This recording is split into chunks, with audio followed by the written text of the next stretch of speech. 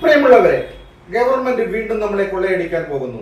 KSEBയിലൂടെ freedom fight ന്യൂസിലേക്ക് ഏവർക്കും സ്വാഗതം.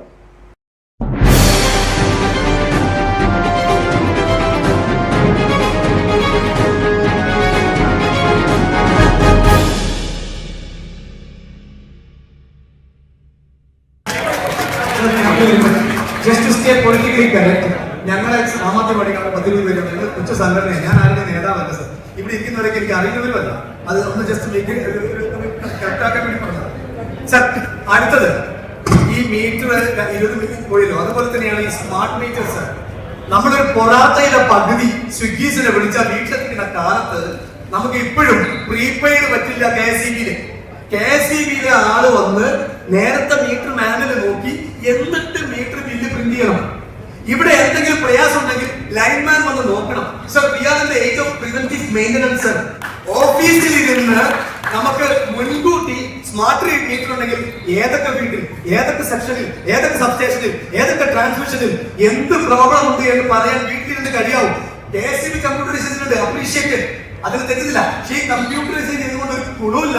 ഇയാൾ ഈ മീറ്റർ വെച്ച് വീട്ടിൽ കണ്ടക്ടർ വന്നിട്ട് കൂടി കുത്തിക്കുറിച്ച് നമുക്ക് തരുന്നത്. ഇത് നിർത്താൻ സമയമായി സാർ. ഒരു മീറ്റർ വെച്ചാൽ ജനങ്ങൾ അറിയാൻ വേണ്ടി പറയുകയാണ്. ആ സ്മാർട്ട് മീറ്റർ അദ്ദേഹത്തിന് ആ സെക്ഷൻ ഓഫീസർക്ക് കമ്പ്യൂട്ടറിൽ കാണാൻ നിന്റെ വീട്ടിൽ എന്താ പ്രശ്നം, നമുക്ക് പ്രീപെയ്ഡ് എടുക്കാൻ ഒരാഴ്ചത്തേക്ക് കണക്ഷൻ എടുക്കാൻ വൈദ്യുതിയുടെ. ശരി സാർ, ഇല്ല ഞാൻ നീങ്ങുന്നില്ല, കഴിയാതെ സാർ. അടുത്തത് ഈ ട്രാൻസ്മിഷൻ പ്രസരണ സമയത്തുള്ള നഷ്ടം വലിയ നഷ്ടം സാർ. ഏകദേശം 10 രൂപ പോകുന്നതാണ് അവരുടെ കൃത്യമായ കണക്ക് എനിക്ക് അറിയില്ല സാറിന് അറിയില്ല. ഈ പ്രസരണ സമയത്ത് ട്രാൻസ്മിഷൻ സമയത്ത് നടക്കുന്ന നഷ്ടത്തിന് വേണ്ടി നമ്മൾ കണ്ടുപിടിച്ച ഒരു ഐഡിയ ആണ് aerial bunched cable, low tension. മറ്റൊരു നമ്മൾ ഭൂമിയിൽ കൂടെ പോകുന്നത് ഹൈ ടെൻഷൻ. ഈ ABC cable, cross linked polythene XLP, ഈ XLP കേബിൾ ആണെങ്കിൽ നമ്മൾ സ്ലോലി കൺവേർട്ട് ചെയ്തുകൊണ്ടിരിക്കുകയാണ്. എന്ന് പറഞ്ഞാൽ ഇൻസുലേറ്റഡ് കേബിൾ, പ്രസരണ നഷ്ടം ഉണ്ടാകില്ല. അതിനുവേണ്ടി നമ്മൾ വളരെ പതിയെ നമ്മൾ മാറിക്കൊണ്ടിരിക്കുകയാണ്.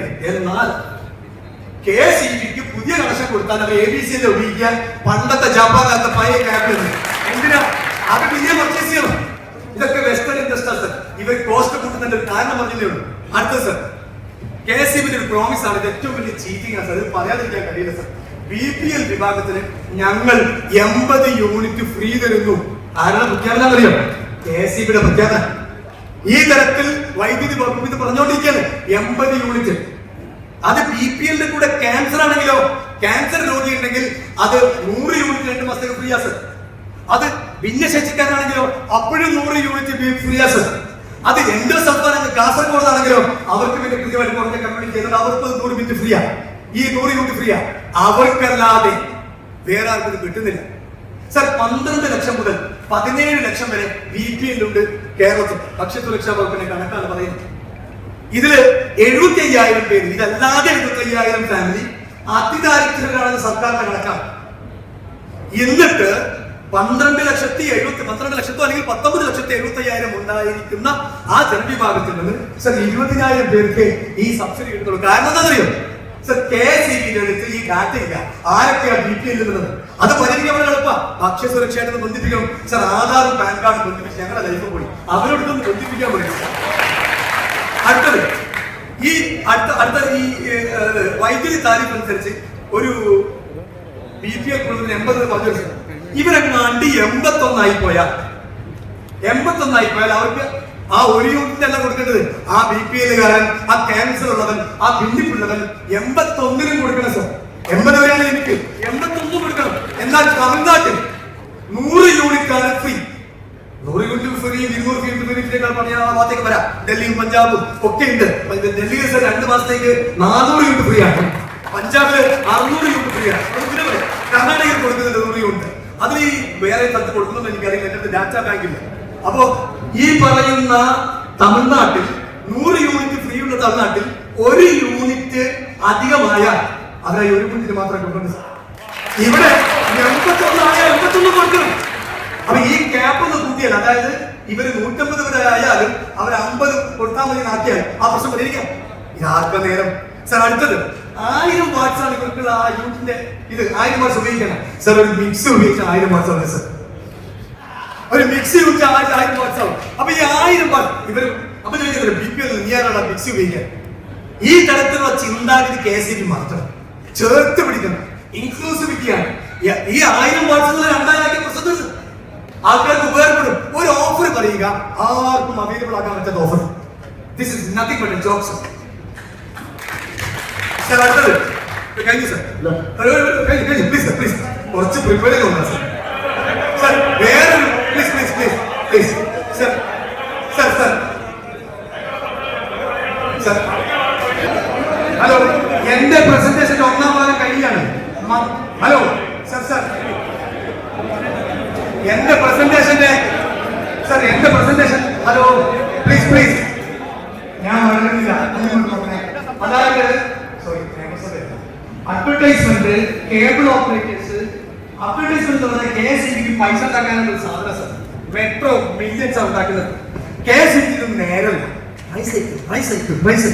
എന്തൊക്കെ വഴികളിൽ കൂടെ ഇവരുടെ ഇത്രയും പ്രോപ്പർട്ടി, ഇത്രയും യൂണിറ്റ്സ്, ഇത്രയും ഓഫീസസ്, ഇത്രയും വർക്ക് ഫോഴ്സ്, ഇത്രയും റിസോഴ്സസ് അഡ്വർടൈസ്മെന്റിന് മാറ്റിവെച്ചാൽ, അപകടകരമല്ലാത്ത സ്ഥലങ്ങളിൽ അഡ്വർടൈസ്മെന്റ് മാറ്റിവെച്ചാൽ കോടികൾ കൊയ്യാം. Price high. പിന്നെ കേബിൾ TV ഓപ്പറേറ്റേഴ്സ്, ഈ കേബിൾ TV ഓപ്പറേറ്റേഴ്സ് നമ്മുടെ പോസ്റ്റ് ഉപയോഗിക്കുന്നുണ്ട്. ഞാൻ കേബിൾ TV ഓപ്പറേറ്റേഴ്സിന് എതിരല്ല, എന്നാലും അതിനൊരു മോണിറ്ററിംഗ് സിസ്റ്റം ഇല്ല സർ. അതുകൊണ്ട് തന്നെ ഒരുപാട് ലോസ് ഓഫ് ഇൻകം ഉണ്ടാവുകയാണ്. അത് കൃത്യമായിട്ട് കോൺട്രാക്റ്റിലാണോ, അത് കോൺട്രാക്ട് കണ്ടിന്യൂ ചെയ്യുന്നുണ്ടോ, അങ്ങനെ ഒരു മോണിറ്ററിംഗ് റിവ്യൂ സിസ്റ്റം ഇല്ല സർ. കേബിൾ TV ഞാനിപ്പോ 2 പറഞ്ഞുള്ളൂ. ഇത്തരത്തിൽ ഒരുപാട് ലോസ് ഓഫ് ഇൻകം വന്നുകൊണ്ടിരിക്കുന്നു. ടൂറിസം കൃത്യമായി നടത്താത്തതുകൊണ്ട് എത്ര ഡാമുകളും റിസർവോയറുകളും ഉള്ളതാണ് നമുക്കുള്ളത്. എന്തുകൊണ്ടാണ് അത് ആ തരത്തിൽ ഉണ്ട്? പക്ഷെ അതൊക്കെയും വേറെ അർത്ഥത്തിൽ പോയിക്കൊണ്ടിരിക്കുകയാണ് എന്ന് സാർ മനസ്സിലാക്കണം. Last sir but not the least, എന്തിനാണ് ഈ 2 മാസത്തെ ബിൽഡിംഗ് എന്ന് മനസ്സിലാവുന്നില്ല? എന്തിനാണ് 2 മാസത്തെ ബിൽഡിംഗ് മനസ്സിലാവുന്നില്ല? ലോകത്തെ എല്ലാ സ്ഥലത്തും, പഞ്ചാബിലും ഡൽഹിയിലും കർണാടകയിലും തമിഴ്നാട്ടിലും ഇന്ത്യയിൽ മൊത്തം 2 മാസം ബില്ലിംഗ് സൈക്കിൾ ഇല്ല. ഇത് പറ്റിയ പരിപാടിയാണ്. 1 മാസത്തെ ബില്ലിംഗ് സൈക്കിളിലേക്ക് വരണം. അതിനുള്ള കാരണം പറയുന്നത് ഇത് കുത്താനുള്ള എംപ്ലോയീസ് കൂടണം. നിങ്ങൾ കുത്തണ്ട, സ്മാർട്ട് മീറ്റർ വെച്ചാൽ മതി. പ്രശ്നം വരുന്നത് എഫിഷ്യൻസി കൂടി, സമയലാഭം ഉണ്ടായി, കച്ചവടലാഭം ഉണ്ടായി, ചെലവ് കുറഞ്ഞു. ഇതാണ് എന്ന് പറയുന്നത്. നിങ്ങൾ പോയി കുത്തി ഞങ്ങൾക്ക് തരണ്ട. അങ്ങനെയുള്ള ഒരു സംവിധാനം നിന്നിട്ട് കാലങ്ങളായി, നൂറ്റാണ്ട് പഴക്കമുള്ള സംവിധാനം ഉണ്ടെന്ന് പറയാം. സർ എന്റെ 2ാമത്തെ സെക്ഷൻ ഇത് കഴിഞ്ഞു. പ്രൈസ് ഹൈക്കായിട്ട് ബന്ധപ്പെട്ട് കഴിഞ്ഞു. ഇത് കൂടെ തന്നെ ഉപവായിക്കാൻ രാവിലെ തുടക്കത്തിലെ പറഞ്ഞിരുന്നു സർ. എനിക്ക് 3 കാരണങ്ങൾ പറയാനുണ്ട്. ഈ public hearing null and void ആണ്, അൺഡെമോക്രാറ്റിക് ആണെന്ന് പറയാൻ അനുവദിച്ചത്. കാരണം മലയാളത്തിൽ പ്രസിദ്ധീകരിച്ചിട്ടില്ല, ജനങ്ങൾക്ക് അറിയില്ല. കാരണം കൃത്യമായി സിമ്പിളായി ന്യൂസ് പേപ്പറിൽ സിമ്പിളായി മനുഷ്യർക്ക് മനസ്സിലാവുന്ന ഭാഷയിൽ ഇവിടെ കാണിച്ച കള്ളിങ്കിൽ ഈ സാധാരണക്കാർക്ക് മനസ്സിലാവും. ഞാൻ ചോദിക്കട്ടെ, ഒരു കൃത്യമായ രീതിയിൽ 111 പേജുള്ള പ്രപ്പോസലാണ്. ഇത്രയും ലേൺഡ് ആയിട്ടുള്ള, ഇത്രയും എഡ്യൂക്കേറ്റഡ് ആയിട്ടുള്ള, ടെക്നിക്കലി സപ്പോർട്ടുള്ള, നിയമപരമായി സപ്പോർട്ടുള്ള ഒരു കമ്മീഷന് 111 പേജുള്ള പ്രപ്പോസൽ അതിൽ കൊടുത്തേ നമുക്കോ ഒരു ന്യൂസ് പേപ്പറിന്റെ നമുക്ക് മനസ്സിലാവണ്ട, ഇവർക്ക് മനസ്സിലായാൽ മതി. ആ 111 പേജുകൾ സാറിനറിയോ? Refer to supreme court verdict sir. Environment impact assessment act, അത് സെൻട്രൽ ഗവൺമെന്റ് 5-6 വർഷം മുമ്പ് കൊണ്ടുവന്നപ്പോഴേ, EIA ഇമ്പാക്ട് ആ അസസ്മെന്റ് ആക്ട് കൊണ്ടുവന്നപ്പോഴേ ജനങ്ങൾ ഒരുപാട് ആൾക്കാർ ഇമെയിൽ അയച്ചു, ലക്ഷങ്ങൾ ഇമെയിൽ വന്നു. അങ്ങനെ ഇവര് ആ ഇമെയിൽ വന്നു പറയുന്നത് ഓർമ്മയാണ് സുപ്രീം കോടതി ഇടപെടുന്നത്. നിങ്ങൾ എങ്ങനെയാണ് ഈ നിയമം കൊണ്ട് മുന്നോട്ട് പോകുന്നത്? കാരണം ഇതിൽ 10-29 ഭാഷ സംസാരിക്കുന്ന മനുഷ്യന്മാരുള്ള നാടാണ്. നിങ്ങൾ ഇംഗ്ലീഷിലാണ് ഈ ഡ്രാഫ്റ്റ് ബിൽ അയച്ചിരിക്കുന്നത്. ഇത് നോക്കി ഇവരെങ്ങനെയാണ് റിവ്യൂ നടത്തുക? സർ, ഈ കാണുന്ന പ്രപ്പോസൽ വായിച്ച് മനസ്സിലാക്കാൻ എന്ത് എഫേർട്ടാണ്? 4-5 കള്ളികൾ വെച്ച സാധനമല്ലാതെ കൃത്യമായി മലയാളത്തിലേക്ക് തയ്യാറാക്കിയ ക്ലാസുകളൊക്കെ സംഘടിപ്പിച്ചില്ലേ? അതുപോലെ വാർഡ് സഭകളിൽ ക്ലാസ് കൊടുക്കാൻ പറ്റുന്ന സെക്ഷൻ ഓഫീസേഴ്സ് ഉണ്ട് ഇവർക്ക്. എന്തുകൊണ്ട് ആ തരത്തിൽ ചെയ്തില്ല? ഗ്രാമസഭകൾ ഉപയോഗിക്കാം, വാർഡ് സഭകൾ ഉപയോഗിക്കാം, അച്ചടിക്കാം. ഒരു ചെലവും KSEBക്കില്ല. ഒരു 15 ഇവിടെ അരമണിക്കൂർ ചെലവഴിച്ചില്ലേ? 15 മിനിറ്റ് ഗ്രാമസഭയിലും വാർഡ് സഭയിലും കൊടുത്താൽ മതി സർ. അത് ചെയ്യില്ല. അടുത്തത് സർ, അടുത്തൊന്നും കൂടെ സർ, ന്യൂസ് പേപ്പർ ഏതോ 2 മലയാളം പേപ്പറും ഒരു ഇംഗ്ലീഷ് പേപ്പറും രാജൻ സാറിന്റെ സംസാരിക്കുന്നത് വ്യക്തമായി പറഞ്ഞു. സ്റ്റാറ്റ്യൂട്ടറി മാൻഡേറ്ററി സ്റ്റേറ്റ് കുറെ അങ്ങോട്ട് പറഞ്ഞാൽ നമുക്ക് മമ്മൂട്ടിയുടെ ലാംഗ്വേജ് പറഞ്ഞ പോലെ പോകാവും. ഇത് സംഭവിക്കുന്നത് എന്താണെന്ന് വെച്ചാല് ഈ നിയമപരമായ കാര്യത്തിന് വേണ്ടി ഇവിടെ പത്രം വായിക്കുന്ന പല പത്രത്തിലും വരണം. ഇത് കൃത്യമായി മലയാളത്തിൽ പ്രസിദ്ധീകരിച്ച് കാര്യകാരണത്തിന് വേണ്ടി ലഘുലേഖ വിതരണം ചെയ്ത് വാർഡ് സഭയും ഗ്രാമസഭയും മുന്നോട്ട് പോകാൻ സാർ. ഞാൻ ഇതൊരു കാര്യം, ഒറ്റ കാര്യം സാർ, ഇവിടെ കാസർഗോഡ് വയനാട് നിന്ന് എത്ര പേരുണ്ട്, കണ്ണൂരിൽ എത്ര പേരുണ്ട്? ഒരാള്. ആ എനിക്ക് തോന്നുന്നത് 10 പേരേ ഉള്ളൂ 33 ജില്ലയിൽ സാർ. ആ 3 പേര് 6 പേരുള്ള മൊത്തം ജില്ലയിൽ സാറേ 4 ജില്ലയിലുള്ള ആൾക്കാർ ഇവിടെ വരണ്ട. ഈ കോഴിക്കോട് ആൾക്കാർക്ക് ഒരു സ്ഥലം തികയാത്തെടുത്ത് 100 പേർക്ക് പ്ലാൻ ചെയ്ത് മീറ്റിംഗ് നടത്തുക. എന്നിട്ട് അതിന്റെ പാർട്ടീഷൻ സാറ് വരുന്നതിന് മുമ്പാണ് പാർട്ടീഷൻ നീക്കുക. എന്നിട്ട് സാറിന്റെ ഉത്തരവാദിത്തത്തിന്റെ അടിസ്ഥാനത്തിൽ ഇവിടെ കൊണ്ടുപോയി വെക്കുക. സാർ ഒരു ജില്ലക്ക് തന്നെയാണ് തികയുന്നില്ല. സാറ് തന്നെ കൂടി ആകെ ഇന്നിവിടെ 4-ാം തീയതി പാലക്കാട്, 5-ാം തീയതി എറണാകുളം, 10-ഓ 11-ഓ തിരുവനന്തപുരം. ഈ സമയത്ത് ഇത്രയും സ്ഥലത്ത് വെച്ച് സാർ 14 ജില്ലയിലെ 3.5 കോടി ജനങ്ങളിൽ ഒരു 10% സാറ് സ്വന്തമാക്കിയിട്ട് ആഗ്രഹം വേണ്ടേ? അതുകൊണ്ട് സാറിന്റെ ഈ ഡെമോക്രാറ്റിക് മൈൻഡ് സെറ്റ് വെച്ച്, സാറിന്റെ ഈ ഇൻക്ലൂസീവ് മൈൻഡ് സെറ്റ് വെച്ചിട്ട് ഇന്ന് സാർ കാണിച്ചു വെച്ച സാധനമുണ്ടല്ലോ, ആ ഒരു സാധനം വെച്ച് സാറിന് പറയണം സർ പ്ലീസ് ഡു കണ്ടക്ട്. അല്ലെങ്കിൽ ഇന്നിത് നടക്കുന്നത് രണ്ടൻ പോയിലാണ് ആം ആദ്മി പാർട്ടി ഇവിടെ പറയാൻ ഉദ്ദേശിക്കുന്നത് തന്നെയാണ്. ഈ മീറ്റിംഗ് ഒരു കാരണവശാലും ജനാധിപത്യപരമല്ല, നിയമപരമല്ല, ജനങ്ങളെ വിശ്വാസത്തിലെടുത്തിട്ടില്ല, ജനങ്ങൾക്ക് അറിവ് നൽകിയിട്ടില്ല. ഒരു കാര്യം കൂടെ പറഞ്ഞ് നിർത്തിയാൽ സാർ ഞാൻ നിർത്തുന്നതിന് കൺക്ലൂഷൻ വെച്ചതാണ്. അത് ഒന്നേ ഉള്ളൂ സർ, നമുക്ക് എല്ലാവർക്കും അറിയാം ഇവർ 10ാം ക്ലാസ് പാസ്സാകാത്തവരെ ഇവർ ജോലിക്കുണ്ട്. അതിന്റെ നന്മയെ മനസ്സിലാക്കുന്നത് സർക്കാരിന്റെ നന്മ ഉണ്ടായിരുന്നു എന്ന് വെച്ചാൽ 10ാം ക്ലാസ്സും ഇല്ലാത്ത സമൂഹത്തിലെ അബല വിഭാഗത്തെ ചേർത്ത് പിടിക്കാനുള്ള നന്മയുണ്ട് സർ. ആ നന്മയെ കാണാൻ കഴിഞ്ഞൂടാ. പക്ഷേ ഇവിടെ ഡേഞ്ചർ അവിടെയല്ല, അവരെ ഇലക്ട്രിക്കൽ വർക്കറായിട്ട് എടുക്കുക. എന്നിട്ട് അവർക്ക് കാലക്രമേണ ആകുമ്പോൾ പിന്നെ അവർ ടെക്നിക്കലായിട്ട് അവർക്ക് കാലക്രമേണ അവരെ ലൈൻമാൻ ആയിട്ട് പ്രൊമോട്ട് ചെയ്യും. അവിടെ തീർന്നാൽ ഫെയിൽ വരും സർ. ഈ 10ാം ക്ലാസ് പാസ്സാക്കാത്ത പിന്നെ ഓവർസിയറാണ്. പിന്നെ ഓവർസിയർ ആക്കിയവരെ അസിസ്റ്റന്റ് എഞ്ചിനീയർ ആവും. ഇല്ലാത്തവർ പറയട്ടെ, ഈ രാജ്യസഭ പറയട്ടെ. അത് കഴിഞ്ഞ് എക്സി ആക്കിയത് പോലും ഉണ്ട്. അത് എവിടെ കിടക്കുന്നറിയോ? അവിടെ പോലും 10ാം ക്ലാസ് പാസ്സാക്കാത്തത്. ശരിയാണ്, പഴയ തലമുറ പറഞ്ഞു നോക്കും. പക്ഷെ ഞങ്ങൾ അനുഭവിക്കുന്നത് ഈ ഫീസിനുള്ള 10ാം ക്ലാസ് പാസ്സാക്കാത്തതാണ്. എന്റെ സംശയം ഇങ്ങനെയുള്ളവരെ ഒരു മിനിറ്റ്, കേന്ദ്ര ഗവൺമെന്റിന്റെ നിലപാടായിരുന്നു ITI പഠിച്ചു വേണം സർ. ITI ക്വാളിഫൈഡ് വാങ്ങണം എന്നായിരുന്നു നിയമം. ഈ നിയമം അതിജീവിച്ചാണ് നമ്മൾ 10ാം ക്ലാസ് ചെയ്യുന്നത്. കുഴപ്പമില്ല, സമൂഹത്തിൽ പഠിക്കാൻ പറ്റാത്ത അങ്ങനെയുള്ള പാപങ്ങളെ ചേർത്ത് നിർത്താൻ ഇത്ര സ്കീമുകൾ നല്ല സർ. പക്ഷേ ഇതിന്റെ ഉള്ളിക്കറിയാണെങ്കിലും അവൻ ITI പഠിക്കാൻ പറ്റണ്ടേ?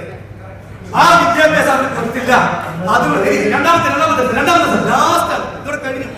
ആകാശത്തെ ഇവിടെ ലാസ്റ്റ് സർ, അവസാനത്തത് ഈ പറയുന്ന ഡ്രൈവർ 1,12,000 രൂപ എടുക്കാനുള്ള സാധനം. ഏതെങ്കിലും സാറിന്റെ ഭാഷ മോശമായി പോയി ഞാനൊന്നും പറയുന്നില്ല. ഈ സദസ്സിനെ വാങ്ങിച്ചുകൊണ്ട് മിണ്ടാണ്ടിരിക്കുന്നു. കാരണം ഈ ആൾക്ക് എങ്ങനെയാണ് ഞങ്ങൾ ഡ്രൈവർമാർക്ക് 2 ലക്ഷം കൊടുക്കുന്നത് ഇഷ്ടമാണ്. പക്ഷെ നിങ്ങൾ ആദ്യം എഞ്ചിനീയർക്ക് 1 ലക്ഷം കൊടുക്കുക. അപ്പൊ ഈ തരത്തിൽ ഇൻബാലൻസ്ഡ്, അൺതോട്ട്ഫുൾ, അൺഓർഗനൈസ്ഡ് ലൂട്ടുണ്ട്. ഓർഗനൈസ്ഡ് ലൂട്ടുണ്ട്. ഈ അൺഓർഗനൈസ്ഡ് വേയും ഇത് നിർത്തിയില്ലെങ്കിൽ ഇത് പ്രശ്നമാണ് എന്നുകൂടെ പറഞ്ഞുകൊണ്ട് ആം ആദ്മി പാർട്ടിക്ക് ഇങ്ങനെ ഒരു